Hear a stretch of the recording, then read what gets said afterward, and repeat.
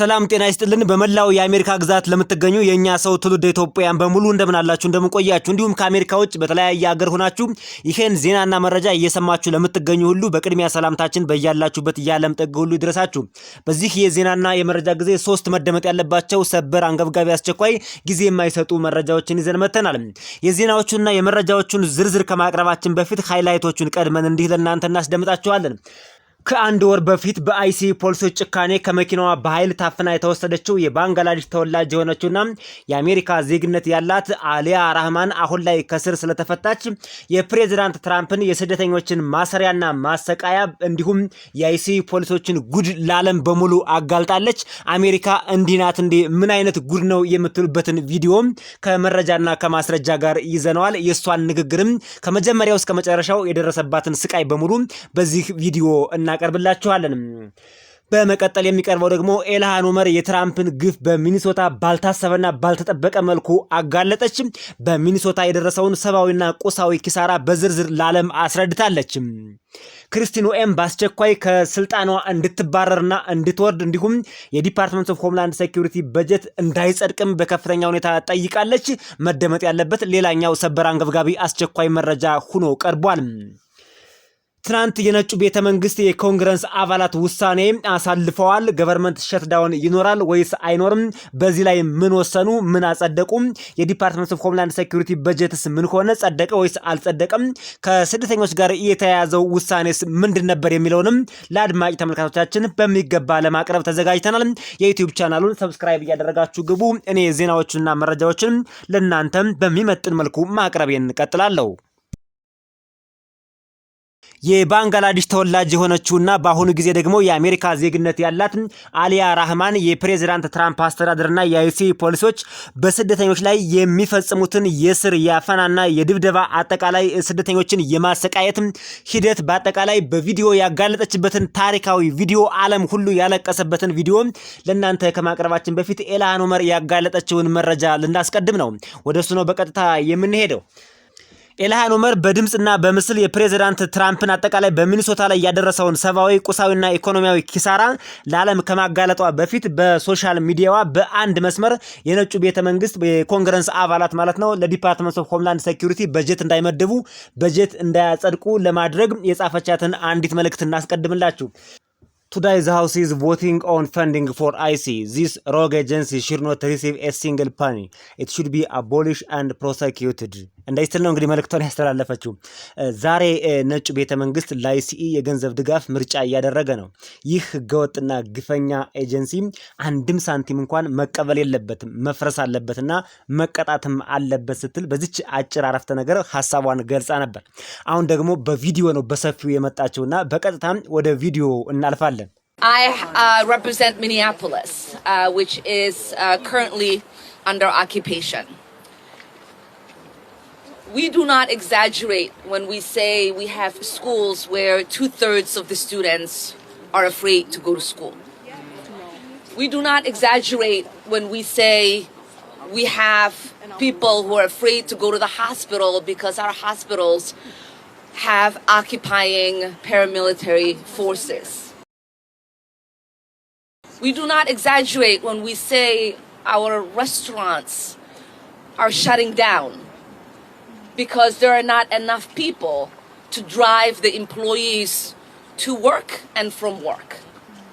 We do not exaggerate when I say we have people who are housing other people because they are afraid to go home. That's right. And that is all happening in an American city. እኔ ሚኒያፖሊስን ወክያለሁ። ይቺ ከተማ በአሁኑ ጊዜ በወረራ ስር ነች። 2/3 የሚሆኑ ተማሪዎች ወደ ትምህርት ቤት መሄድ የሚፈሩባቸው ትምህርት ቤቶች አሉን ስንል ማጋነን አይሆንም። ሆስፒታል ውስጥ ፓራ ሚሊታሪ ኃይሎች ተቀምጠው ስለሚገኙ ሰዎች ወደ ሆስፒታል መሄድ የሚፈሩበትን ሁኔታ ተከስቷል ስንልም ማጋነን አይሆንም። አሽከርካሪዎች ሰራተኞችን ወደ ስራና ከስራ ለማድረስና ለመመለስ በቂ ሰው ስለሌለ ስራ አቁመዋል። ሬስቶራንቶቻችን እየተዘጉ እንደሆነ ስንናገር ማጋነን አይሆንም። ሰዎች ወደ ቤታቸው መመለስ ስለሚፈሩ የሌሎች ሰዎች ቤት በመጠለያነት እየተጠቀሙበት ይገኛሉ።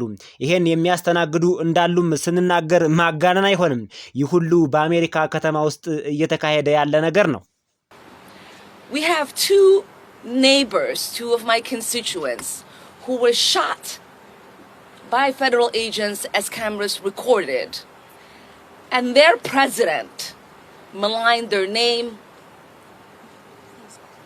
and told us not to believe our eyes. Shame. When we say it is time for Kristi Noem to go, we mean it now. Let's go. When we say there needs to be accountability for the architect of the terror we are facing in Minneapolis and so many other cities, which is Stephen Miller, we mean we need accountability for him now. Let's go. So thank you all for being here. Thank you for joining the call to get ICE out of our cities, for us to dismantle this department that is not just rogue, but unlawful. And yes, obviously, if Kristi Noem does not resign and the president doesn't fire her, Democrats are ready and willing to impeach her. ሁለት ጎረቤቶቻችንና ወንድሞቻችን መሆን የነበረባቸው ዜጎች በፌደራል ወኪሎች ተተኩሶ ተገለዋል። ይህም በካሜራዎቻችን ተቀርጸዋል። ፕሬዝዳንታቸውም ስማቸውን በመጥፎ ሲያነሷቸው ተመልክተናል። አይናችሁንም አትመኑት አሉን። ክሪስቲ ኖም ከስልጣን መውረድ ያለባት አሁን ነው ስንል በቁም ነገር ነው። ስለዚህ ሁላችሁም እዚህ ስለመጣችሁ እናመሰግናለን። አይሲን ከከተሞቻችን እንዲወጡ ይህን ግፈኛ ብቻ ሳይሆን ህገወጥም የሆነውን ዲፓርትመንት እንዲፈርስ ለማድረግ በሚደረገው ጥሪ ላይ ስለተቀላቀላችሁ እናመሰግናለን። ክሪስቲ ኖም ካልተሰናበተችና ካልተባረረች ፕሬዝዳንቱ እሷን ካላሰናበቱ ዲሞክራቶች እሷን ለመክሰስ ዝግጁና ፍቃደኞች ነን ትላለች። እንግዲህ ኤልሃን ኡመር የተናገረችው ነገር እንዳጠቃላይ ሲታይ ይሄን የሚመስል ነው። እንግዲህ የፕሬዝዳንት ትራምፕ አስተዳደር በሚኒሶታ ያደረሰውን ኪሳራ ስንመለከት በርካታ ተማሪዎች ከትምህርት ቤት እየቀሩ ነው። በፍርሃት በስጋት የተነሳ በተለይ 5 ዓመቱ ህፃን በአይሲ ፖሊሶች ታስሮ ከተወሰደ በኋላ ህፃናት ትምህርት ቤት መሄድ ፈርተዋል። ሹፌሮች እንደበፊቱ ሰዎች ከቦታ ቦታ ለማንቀሳቀስ ከስራ የሚቀሩ ሰዎች ስለበዙም ሹፌሮችም ስራ ፈተው ተሽከርካሪዎችም በየመንገዱ ቆመው ይታያሉ። ወደ ሆስፒታል የሚሄዱ ሰዎችም ጭምር እየፈሩ ነው። የሆስፒታል አጥሮችና አካባቢዎች በሙሉ በአይሲ ፖሊሶች ታጥረው ስለሚገኙ ማለት ነው። ሁኔታው እጅግ አስቸጋሪ ነው። ሬስቶራንቶች በብዛት በሚባል ደረጃ በሚኒሶታ ተዘግተው ይገኛሉ። ሾፖችና ሞሎች በከፍተኛ ሁኔታ ተዘግተዋል። የትውልደ ኢትዮጵያን ሀብት ንብረት የሆኑ ሱቆች፣ ሾፖች፣ ሬስቶራንቶች፣ ሞሎች አጠቃላይ እዚህ ሚኒሶታ አካባቢ ተዘግተዋል። በአሁኑ ሰዓት ማለት ነው ተዘግተዋል። አንድም ሰራተኞቹም ህጋዊ ሰነድ የላችሁም በሚባሉበት ሁኔታ እዚህ ሆቴል ውስጥ፣ ሬስቶራንት ውስጥ፣ ሾፖች ውስጥ የሚሰሩ ሰራተኞች በሙሉ ፈርተው ቤት ውስጥ ቁጭ ብለዋል። እንዲሁም የሱቆቹ የሬስቶራንቶቹ ባለቤትም ሳይቀር የሾፖቹ ባለቤቶችም ሳይቀር ፈርተው ቤት ቁጭ ብለዋል። ሱቆቹ ብዙዎቹ ተዘግተው ይገኛሉ። ቢዝነሱም ቀንሷል ማለት ነው። በጣም በሚገርም ሁኔታ ግን ትውልደ አሜሪካውያን በየቤታቸው ስደተኞችን አስጠልለው ይገኛሉ። እጅግ በጣም በሚገርም ሁኔታ ማለት ነው። እንደዚህ ነው ሰብአዊነት ማለት ነው። በርካታ ስደተኞችን በየቤታቸው አስጠልለው ደብቀው ይዘው የሚገኙ በርካታ ትውልደ አሜሪካውያንን ስናይ ልባችን ተነክቷል። ከዚህ በፊትም ሰላማዊ ሰልፍ ስለኛ ወጥተውልናል፣ ድምጽ ሆነውልናል፣ ተገለውልናል። ይሄ እስከ ሞት ድረስ ታምነዋል። አሁን ደግሞ በየቤታቸው በርካታ ስደተኞችን አስጠልለው ስንመለከት በእውነት የሚችል አንጀት የለንምና ለነሱም አሁንም ምስጋና ይገባል ለማለት ነው። ወደ ቀጣዩ መረጃ ደግሞ የፕሬዝዳንት ትራምፕ በተለይ ስደተኞች ላይ በእስር ቤት የሚፈጸመው አጠቃላይ ወንጀል፣ ግፍ፣ መከራና ስቃይ በስደተኞች ላይ የሚደርሰው ታይቶ ተሰምቶ በማይታወቅ መልኩ እውነት ይሄ አሜሪካ ነው ወይ? የዲሞክራሲ መስራች የሆነችው ሀገር አሜሪካ እውነት እንደዚህ ሆናለች ወይ? አሜሪካ እስረኛ እንደዚህ ይያዛል ወይ እስክትሉ ድረስ የምትናደዱበትና የምትበሳጩበት ብቻ ሳይሆን ተስፋ የፕሬዝዳንት ትራምፕ አስተዳደር በተለይ በስደተኞች ላይ የሚያደርሰውን ግፍና መከራ ከእስር ቤት እስከ አያያዝ ድረስ ያለውን ለማጋለጥ ፕሮግራሙን ያዘጋጁት ሁለት የዲሞክራት ሴናተሮች፣ የመጀመሪያው ሴናተር ሪቻርድ ብሉሜንታል ይባላል። ከኮኔክቲክ ግዛት የሴኔት ቋሚ ኮሚቴ ምክትል ሊቀመንበርና ሁለተኛው ደግሞ ተወካይ ሮበርት ጋርሲያ ይባላል። ከካሊፎርኒያ ግዛት የቤተ መንግስት ቁጥጥርና ሪፎርም ኮሚቴ ምክትል ሊቀመንበር፣ የዲፓርትመንት ኦፍ ሆምላንድ ሴኩሪቲ የአይሲ ኃይል አጠቃቀምን ለመመርመርና አንድ ታላቅ ፎረም በዋሽንግተን ዲሲ አዘጋጅተው ነበር ይላል። ከዚህ ፕሮግራም ላይ ነው እንግዲህ አሊያ ራህማን እንደ እንግዳ እንደ ተጎጂ ሁና እንደ አንድ ኬዝ ሁና እንደ ቪክቲም ሁና የቀረበችው ማለት ነው። አሊያ ራህማን በዚህ ፎረም ላይ እንደ ምስክር ተጎጂ ቪክቲም ዊትነስ በመሆን ተጋብዛለች። ይህ ፕሮግራም የሚያጠነጥነው በጥር 13 2026 በፈረንጆቹ አቆጣጠር ጃንዋሪ 13 2026 ማለት ነው ባይሲ ወኪሎች ከመኪናዋ ገፍተው እንደወሰዷትና እንደጎዷት ከፍተኛ ጉዳት እንዳደረሱባት እስር ቤትም ሂዳ ያየችውን አጠቃላይ የስደተኞችን መከራና ግፍ ያጋለጠችበት ቪዲዮ ነው። በቀጥታ ከራሷ አንደበት እያዳመጥን አማርኛውን ደግሞ ከስሩ እያቀረብን አብረን እንከታተለዋለን። የአሊያ ራህማንን ሙሉ ንግግር ከመስማታችን በፊት ግን ከአንድ ወር በፊት በአይሲ ፖሊሶች እንዴት እንደተወሰደችና እንዴት አሰቃቂ እስር አፈናና እንግልት እንደደረሰባት ይችን አጭር ቪዲዮ አይተን እንመለስ።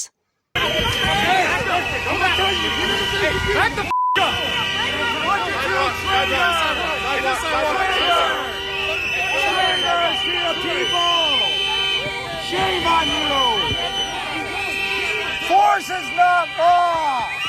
Force is not law. You are not following the law.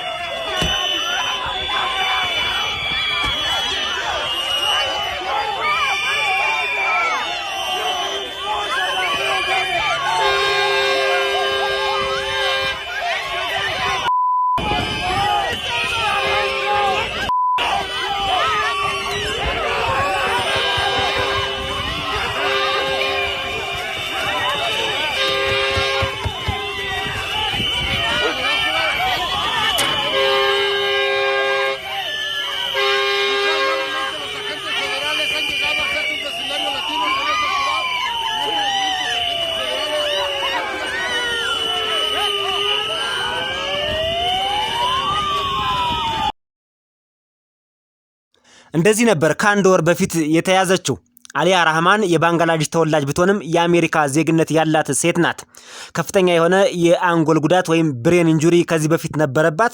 እንዲሁም ኦቲዝም ናት። ወደ አንድ የከፍተኛ የአእምሮ ጉዳት ሕክምና ማዕከል እያቀናች ባለበት ወቅት ነው የአይሲ ፖሊሶች በድንገት የያዟት። የአይሲ ፖሊሶች እሷን ከመያዛቸው በፊት ግራ የተጋባ የሚያስደነግጥና የሚያስፈራ መልእክት ሰጧት። የተምታታ ነበር። አንደኛው የሚሰጣት መልእክት አንደኛው ከሚሰጣት ጋር አይገናኝም። ግራ ገባል። በዚህ መሃል መስኮቱን በኃይል ሰብሬ አፈነዳዋለሁ ክፈች በሚል እንዳያችሁት እንግዲህ ለሴት ልጅ ክብር በማይመጥን መልኩ ከመኪና አውርደው ከራሷ መኪና አውርደው እየጎተቱ እጇን ወደ ኋላ አሰሯት። አሁን እጆቿ ፓራላይዝ ሆነዋል። እጆቿም አይሰሩም። እሷ ወደፊት ሁሉንም ነገር ትገልጸዋለችና በዚህ መልኩ ነበር አስረው የወሰዷት። ከዚህ በኋላ ካሜራው ምን እንደተፈጠረ አያሳይም። በነገራችን ላይ ከካሜራ ጀርባ የሚሰራውን ግፍ መከራና ስቃይ አሊያ ራህማን በሚገባ ተናግረዋለችና በቀጥታ ወደ እሷ ንግግር ነው የምናልፈው። Thank you, members, for taking time to be here today, and thank you, staff, for making this happen. My name is Alia Rahman, and I am a resident of South Minneapolis. I'm a Bangladeshi American, born in northern Wisconsin, And I'm a disabled person with autism and a traumatic brain injury. Not all autistic brains do this, but mine fixates on sounds, numbers, and patterns. And while what the world saw happen to me exactly 3 weeks ago today on video was a terrible violation, it is still nothing compared to the horrific practices I saw inside the Whipple Center. So I am here today with a duty to the people who have not had the privilege of coming home, and I offer this data because these practices must end now. ዛሬ ጊዜ ወስዳችሁ እዚህ ስለተገኛችሁ አመሰግናለሁ። ስሜ አሊያ ረህማን እባላለሁ። የደቡብ ሚኒያፖሊስ ነዋሪ ነኝ። በሰሜናዊ ዊስኮንሲን የተወለድኩ የባንግላዴሽ አሜሪካዊ ነኝ። ኦቲዝም እና አሰቃቂ የአንጎል ጉዳት ያለብኝ አካል ጉዳተኛ ነኝ ትላለች። እንግዲህ ሁለት ችግር አለባት። አንደኛው ኦቲዝም ነው፣ አንደኛው ደግሞ ሴቨር ብሬን ኢንጁሪ አለባት ማለት ነው። ሁሉም የኦቲዝም የአእምሮ ያላቸው ሰዎች ይህንን የሚያደርጉት በድምጾች በቁጥሮችና በቅርጾች ላይ ነው የሚግባቡት ለማለት ፈልጋ ነው። እሷ ግን ደግነቱ ትናገራለች። ዓለም ከ3 ሳምንታት በፊት በቪዲዮ ላይ ያየው ነገር አስከፊ ጥሰት ቢሆንም ከመኪና አስወርደው የወሰዷት ማለት ነው። በዊፐል ሴንተር ውስጥ ካየዋቸው አስፈሪ ድርጊቶች ጋር ሲነጻጸር አሁንም ምንም ማለት አይደለም እሱ ትላለች። እኔ ባይኔ ካየሁት አንፃርም እናንተ በመኪና እኔን አስወርደው ሲወስዱ እንደዛ ሲያንገላቱኝ ያያችሁት ምንም ማለት አይደለም፣ ከዛ ይከፋል ነው የምትለው። ስለዚህ ዛሬ እዚህ ነኝ። ወደ ቤት የመመለስ መብት ለሌላቸው ሰዎች ግዴታ አለብኝ። እናም እነዚህ ድርጊቶች አሁን ማብቃት ስላለባቸው ይህንን መረጃ አቀርብላችኋለሁ፣ አጋልጣለሁ መረጃውን እያለች ነው። On January 13th, on the way to my 39th appointment at Hennepin County's Traumatic Brain Injury Center, I encountered a traffic jam caused by ICE vehicles and no signs indicating how to get around it. I had not wanted to pull into a blocked, chaotic intersection, but verbally agreed to do so and rolled down my window after an agent yelled, "Move! I will break your effing window!" His first instruction. Agents on all sides of my vehicle yelled conflicting threats and instructions that I could not process while watching for pedestrians. Then the glass of the passenger side window flew across my face. I yelled, "I'm disabled," at the hands grabbing at me, and an agent said, "Too late." I felt immersed in a pattern, and I thought of Genoa Donald, an autistic black man killed by police during a traffic stop in 2021. I remembered Mr. Silverio Vega Gonzalez, who was killed by ICE in his vehicle last year. An agent pulled a large combat knife in front of my face, which I thought was for cutting me, and later learned was used to cut off my seatbelt. Shooting pain went through my head, neck, and wrists when I hit the ground face first and people leaned on my back. I felt the pattern, and I thought of Mr. George Floyd, who was killed 4 blocks away. I was carried face down through the street by my cuffed arms.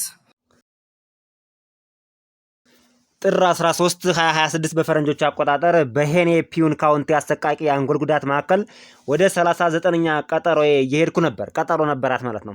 በበረዶ ምክንያት የትራፊክ መጨናነቅ አጋጠመኝ። እንዴት መሄድ እንዳለብኝ የሚጠቁሙ ምልክቶችም አልነበሩኝም።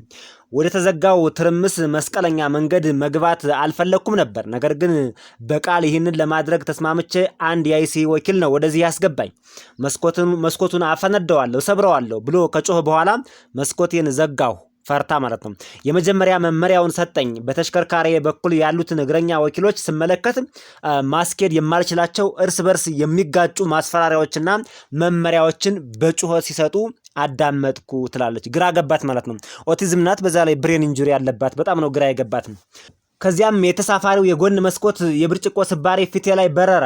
እጆችን ሲይዙኝ የአካል ጉዳተኛ ነኝ ብዬ በጣም ጮህኩናም አንድ ወኪል በጣም ዘግይቶ ተናገረ።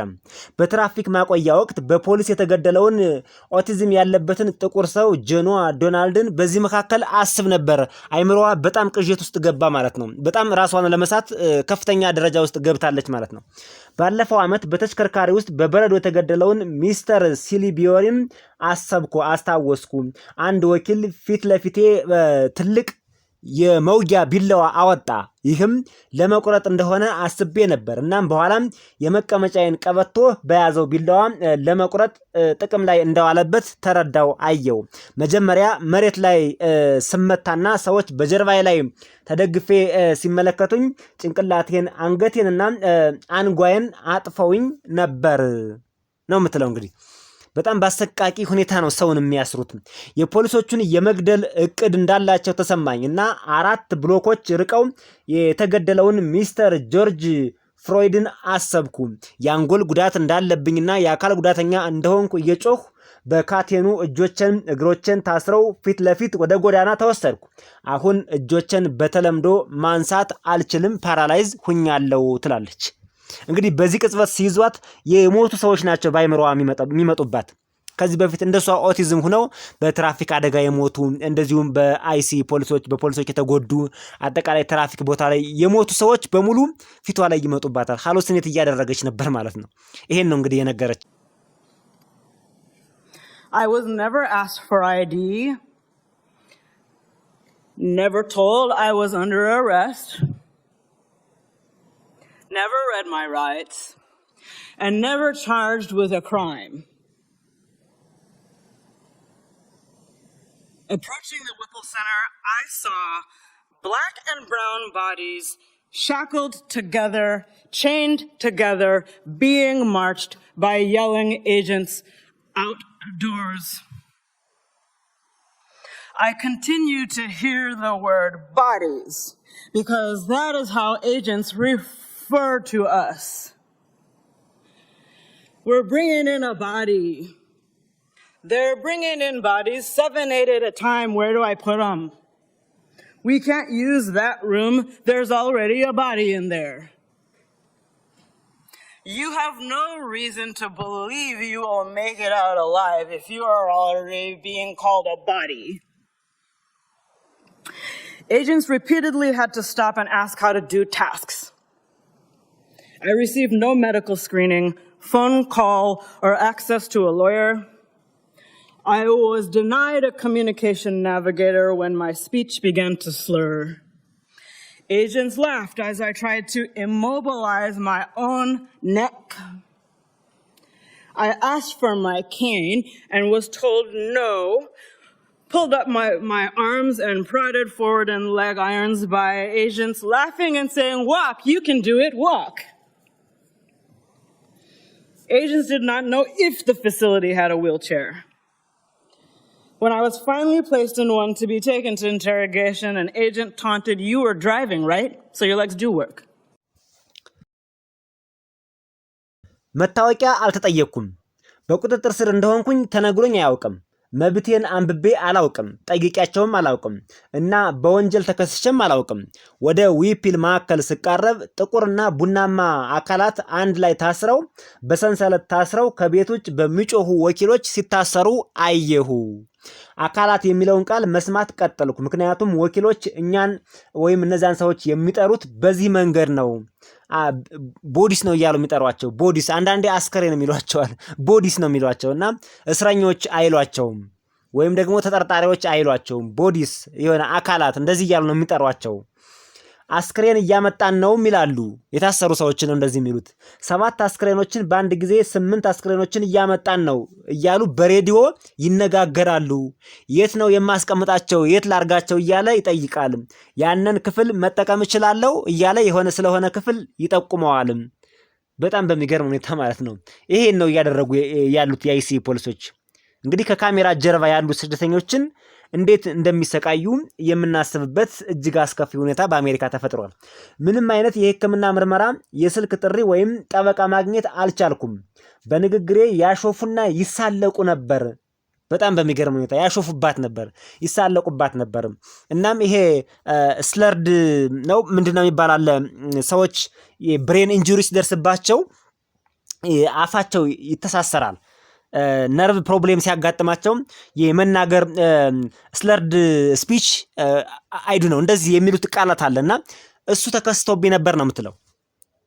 እሱ ተከስቶብኝ ነበርና እሱን እየሰሙ ያሾፉብኝ ነበር። እሷ ግን ብሬኗ ስለተጎዳ ነርቨስ ሲስተም ኮኦርዲኔሽኗ ፕሮብሌም ስላጋጠመው በትክክል ቃላቶችን መናገር እየቻለች አልነበረም። ይሄን በዚህ ይሳለቁብኝ ነበር፣ ያሾፉብኝ ነበር። ለመንቀሳቀስ ፈልጌ ዊልቸር ጠየቅኩና ወይም ዱላ ነገር መንቀሳቀሻ ጠየቅኩና አይሆንም ብለው ከለከሉኝ። እጆችን አነሳውና በእግሮች በብረት ለመራመድ ሞከርኩ። እየሳቁ ወደፊት ተራመጅ፣ አዎ ትችያለሽ፣ ተራመጅ እያሉ አሾፉብኝ። አስቡት፣ ባንዲት የአይምሮ ህመምተኛ ብሬን ኢንጁሪ ባለባት ባንዲት ኦቲዝም ነው የአይሲዩ ፖሊሶች አሜሪካ ላይ በዚህ ደረጃ የሚያሾፉት ገና ለገና ስደተኛ ናቸው በሚል ማለት ነው። ወኪሎቹ ተቋሙ የዊልቸር መኪና እንዳለው አያውቁም ነበርና እሷ የምትታከምበት ተቋም ወይም ደግሞ የታሰረችበት ተቋም ሊሆን ይችላል ተቋሙ ብላ ነው የገለጸችው። በመጨረሻም ወደ ምርመራ ለመውሰድ በአንድ ቦታ ስቀመጥ በዊልቸሩ ተቀምጣ እየሄደች ባለበት ወቅት አንድ ወኪል ተሳለቀብኝ። ዋው መኪና እየነዳሽ ነው አይደል? ስለዚህ እግሮችሽ ይሰራሉ ማለት ነው። አስቡት እንግዲህ እሷ ፓራላይዝ ናት። በነገራችን ላይ በዚህ ደረጃ ያሾፍባታል ማለት ነው። I pleaded for emergency and medical care for over an hour after my vision had become blurry, my heart rate went through the roof, and the pain in my neck and head became unbearable. አስተሳሰቤ በሙሉ ደበዘዘ፣ የልብ ምቴ ከፍ አለ። በኋላ ከአንድ ሰዓት በኋላ ለአስቸኳይ ጊዜ ሕክምና እንክብካቤ እንዲያደርጉልኝ ተማጸንኳቸው፣ ለመንኳቸው። እናም ባንገቴና በጭንቅላቴ ላይ ያለው ህመም ልቋቋመው የማልችለው ሆነ። ነገር ግን እነሱ ከለከሉኝ። ጓደኛዬ ለኔ ለመነልኝ።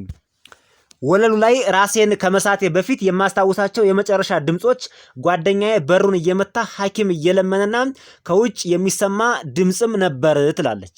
የአይሲዩ ጣቶችን መርገጥ አንፈልግምና አይኖችን በሄኔፒውን ካውንቲ የድንገተኛ ክፍል ስከፍት ለመታከም ወደዚያ እንደመጣው ተረዳው። ራሷን ስታለች። ከዚህ ማረሚያ ቤት ውስጥ ራሷን ስታ ካበቃች በኋላ ወስደዋት ልክ ይሄ ከፍተኛ የአእምሮ ችግር ያለባቸው ወይም ብሬን ኢንጁሪ ያለባቸው የሚታከሙበት ሴንተር ላይ መድረሷን ስታውቀው ራሷን ገለጸች ወይም ኮንሺየስ ሆነች ማለት ነው። አይኖችን በዚህ ስከፍተው ሁሉንም ነገር አወቅኩ ነው።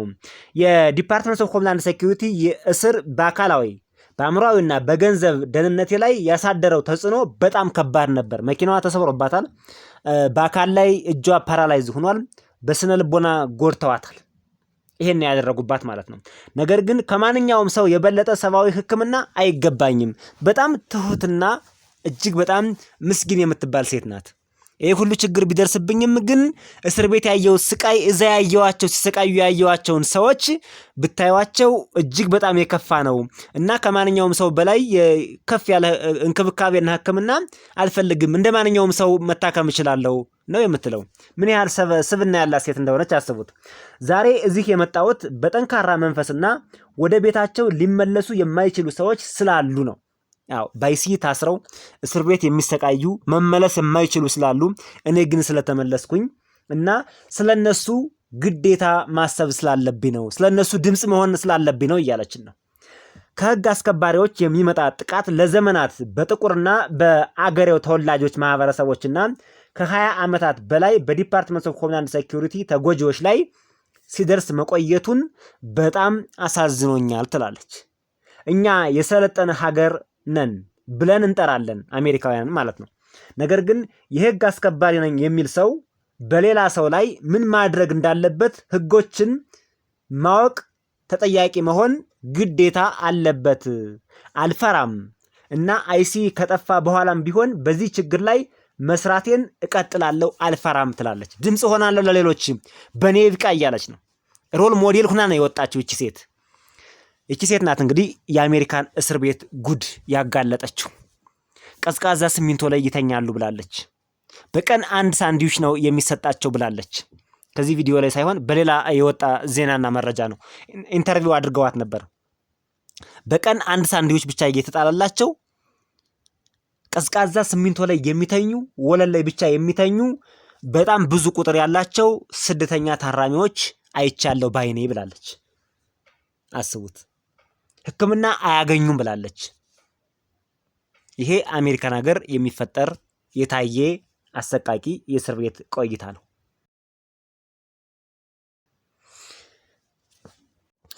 የመጨረሻው ዜናችን የተከበራችሁ አድማጭ ተመልካቾቻችን ከዚህ በፊት አርብ ዕለት አንድ ዜና ዘገበንላችሁ ነበር። እሱ ምንድነው?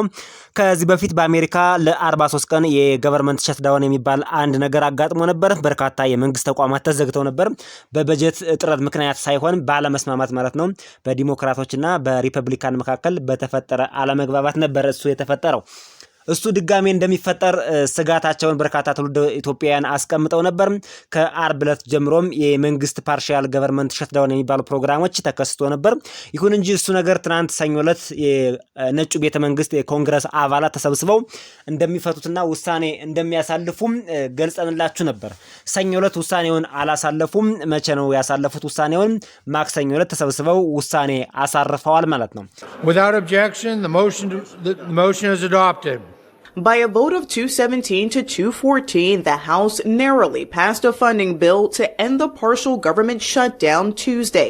I'm happy to report Republicans got the job done. Our majority worked together, and we got the bills over the line. The legislation includes 5 full-year spending bills and only a temporary funding extension for the Department of Homeland Security. በውሳኔያቸው መሰረት ትናንት ማክሰኞ በወሰኑት ውሳኔ መሰረት ማለት ነው አብዛኛዎቹ የገቨርንመንት ሰርቪስ የሚባሉት እነዚህ ጤና፣ የወታደራዊ አገልግሎት፣ ትምህርት፣ ግብርና እንደዚሁም ፉድ ስታምፕ ምናምን የምንላቸው እነዚህ ፐብሊክ ቤኔፊት የምንላቸው ትራንስፖርት፣ የአየር መንገድ እነዚህ በሙሉ እንዲቀጥሉ በጀቱ ጸድቋል። ሁሉም ሪፐብሊካን ዲሞክራቶችም ተስማምተው ተፈርመዋል። ፕሬዚዳንት ትራምፕም ይሄን ቢግ ቢል የሚባለውን ፈርመው ጸድቋል፣ ተፈርመዋል ማለት ነው። ይሄኛው ምንም ችግር አላጋጠመውም፣ እንደተፈራው አልሆነም። በርካታ ሴክተሮች ይጎዳሉ ተብለው ሪስክ የሚባሉ ሴክተሮች ተለይተው ተዘርዝረው ቀርበው ነበር። በብዙ ሚዲያ ተከታትላቸዋቸው ነበር። እነሱ አሁን ምንም ችግር የለውም እስከ መስከረም 30 ድረስ እስከዚህ ዓመት በጀት እስከዚህ ይር በጀት ማለት ነው እስከዚህ ዓመት በጀት ድረስ ጸድቀዋል። ምንም ችግር የለም። በነጩ ቤተ መንግስት ደረጃ ጸድቆ ወጥቷል ማለት ነው። አንድ ነገር ግን ቀርቷል። የዲፓርትመንት ኦፍ ሆምላንድ ሴኩሪቲ ጉዳይ ግን ለብቻ እንደሚገነጠልና እንደማይጸድቅ ነግረናችሁ ነበር። አሁንም የሆነው እሱ ነው። አልጸደቀም። ለዲፓርትመንት ኦፍ ሆምላንድ ሴኩሪቲ የተመደበው በጀት እንዳይጸድቅ ተብሏል። እንግዲህ ለሁለት ሳምንት ያክል በጊዜያዊ በጀትነት እንዲቆይ ለሁለት ሳምንት በጀት ተሰጥቶታል። በሁለት ሳምንት ውስጥ መፍትሄ ካላገኘና እንዳሁኑ ኮንግረሱ ተሰብስቦ ካላጸደቀ ዲፓርትመንት ኦፍ ሆምላንድ ሴኩሪቲ ከመንግስት የሚያገኘው በጀት አይኖርም ማለት ነው። ስለዚህ ይህ ጥሩ አጋጣሚ ነው ብለን ወስደነዋል እንደ ስደተኛ። ምክንያቱም እኛን የሚያስሩን፣ የሚያባርሩን፣ የሚያሰቃዩን ብዙ ገንዘብና በጀት ስለተሰጣቸውም ጭምር ነውና ይህ እንደሚቆም ተስፋ አለን በአንድ በኩል ደግሞ ስጋት አድሮብናል። ምክንያቱም ዲፓርትመንት ኦፍ ሆምላንድ ሴኩሪቲ ፕሬዚዳንት ትራምፕ ዋን ቢግ ቢዩቲፉል ቢል የሚሉት አለ። ይሄ እንግዲህ ገንዘብ ከተለያየ ነገር አሰባስበው ከአሜሪካ የካዝና ውጭ ያለ ገንዘብ ነው። ይሄ ነገር በነገራችን ላይ ከአሜሪካ የመንግስት መደበኛ በጀት ውጭ ያለ ነው።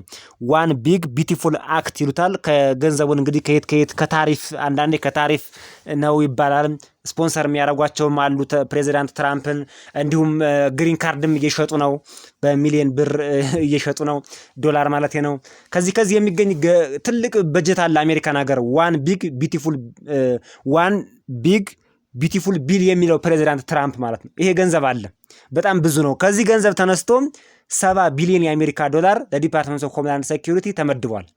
ለምን?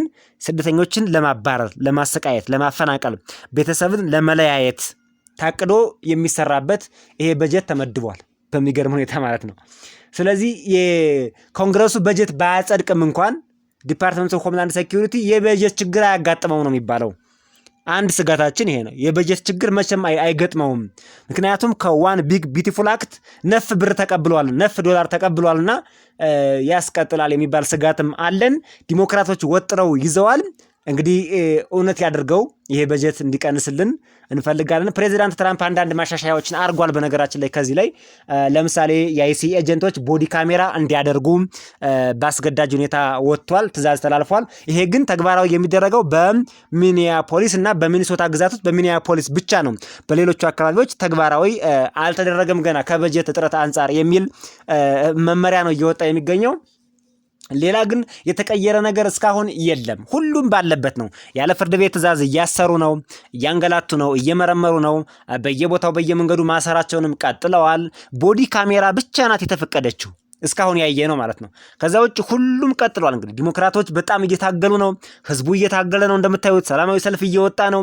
እስከ ሞት ድረስ የማይከፍለው መስዋዕትነት የለም። ስደተኞችን በቤቱ ሁሉ ደብቆ እያቆየ ነው። ይሄ ሁሉ እየተደረገ ይህ ሁሉ ተቃውሞ ሰላማዊ ሰልፍ እየተወጣ በ42ቱ የአሜሪካ ግዛት ሰላማዊ ሰልፍ ተወጥቷል። የተወሰኑ በጣት የሚቆጠሩ ብቻ ናቸው ሰላማዊ ሰልፍ ያልወጡት። የዲሞክራት አባላት በየቀኑ እየጮሁ ነው። ፍርድ ቤቶችም የሰብአዊ ጥሰት መብት አለ እያሉ ባለበት ሁኔታው ግን ቀጥሏል ማለት ነው። ቦዲ ካሜራ የምትለዋ ብቻ ተግባራዊ ሆናለች። ለዛሬ የነበሩን መረጃዎችና ዜናዎች በዚህ ላይ አብቅተዋል። በሌላ መረጃና ዜና እስከምንገናኝ በያላችሁበት ሰናይ ጊዜ እንመኛለን። የዩቲዩብ ቻናሉን ግን ብዙ ሰው ሰብስክራይብ ሳያደርግ ይመለከታል ብለው ነገሩንና ሰብስክራይብ አድርጋችሁ የደወል ምልክቷን በመጫን ቪዲዮዎቹን ብትከታተሉ ታተርፉበታላችሁ እንጂ ምንም አትጎዱበትም። በእርግጠኝነት እመኑን። የኛ የዩቲዩብ ቻናል ለትውልድ አሜሪካውያን ለስደተኞችና ለዲያስፖራ ድምጽ የሚሆን የሚጠቅሙ መረጃዎችን የሚያስተላልፍ የዩቲዩብ ቻናል ነው። እውነተኛ የቁርጥ ቀን የዩቲዩብ ቻናል መሆኑን መዝግባችሁ እንድትይዙልንም ጭምር እንፈልጋለን። አስቡት፣ እኛም እኮ ሪስክ አለብን። እዚህ አሜሪካን ሀገር የምናቀርባቸው መረጃዎች እያያችሁ ነውና አንዳንዶቹ እኮ ጥግ ድረስ ያለፉ ናቸውና ይሄን ሁሉ ተቋቁመን እያቀረብን ነውና የሚመጣው ይምጣ። ከስደተኞች ጎን እንጮሃለን። ይሄው ትውልድ አሜሪካውያን ከዳርዳር ወጥተው ሰላማዊ ሰልፍ እያደረጉ እያየን አይደል እንዴ? እኛስ ራሳችን ስደተኞች ለምንድነው መብታችን የማናስከብረው በሚል ነው የተነሳ ነውና በአሁኑ ሰዓት ለኛ የሚበጀውን የዲሞክራቲክ ፓርቲን እኛ ሰፖርት እናደርጋለን። ፕሬዚዳንት ትራምፕን በአሁኑ ሰዓት ለመደገፍ እኛ ሐሳብና ዝንባሌው የለንም። ምክንያቱም በእኛ ላይ ዘምተውብናል። እያባረሩን ነው፣ እያሰቃዩን ነው፣ እያሰሩን ነው፣ እያፈናቀሉን ነው፣ ከቤታችንም እያባረሩን ስለሆነ በዚህ ደረጃ እንደዚህ እያደረጉን ምንም ልንደግፋቸው አንችልምና ስለኛ የሚቆሙልን ስለኛ ድምጽ እየሆኑን ላሉት ስለኛ እስከ መጨረሻው እየታገሉ ላሉት ለዲሞክራቶች ፓርቲ ግን እኛ ጥብቅና እንቆማለን ብቻ ሳይሆን እኛም ከነሱ ጋር ተሰልፈን እንፋለማለን የሚለውን አጽንኦት ሰጣችሁ ያዙልን። የተከበራችሁ አድማጭ ተመልካቾቻችን በድጋሜ ሰናይ ጊዜ ተመኘን።